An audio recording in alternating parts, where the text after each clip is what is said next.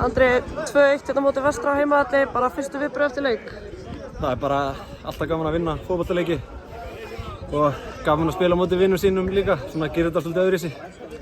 Það hefur svo verið þekkt Stef að það vont að lenda undir á móti Vestra. Hvernig var tilfinningin að lenda 1-0 undir?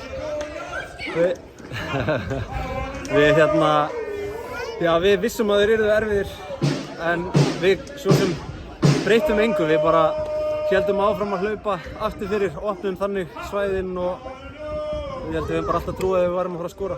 Þannig að það hjálpaði mikið til. Svo segir gaman að spila á móti vinum sínum, skrítin tilfinning að skora á móti þeim og fagna, ekki fagna. Já, ég var svo sem búinn að ákveða að ég myndi ekki fagna. Ég hef ekki nefnt öllum símtölunum frá Samma að ég sé að fagna hérna á móti Vestra, þannig að ég leta bara eiga þessi. Það kom opinbert bréf frá fyrirliðanum ykkar fyrir þennan leik og svona biðja Stjörnufólk að mæta í stúkuna því þau svöruðu kallinu. Er þetta eitthvað sem ykkur hefur fundist vanta í sumar? Nei, bara, þú veist, bæði og. Ég held að sé bara út allt í sumar þegar leikirnir eru í júli, júní, þá eru fólk í sumarfríi og þá er fólk að ferðast og ég held að það sjáist bara á mætingu hjá öllum liðum í deildinni.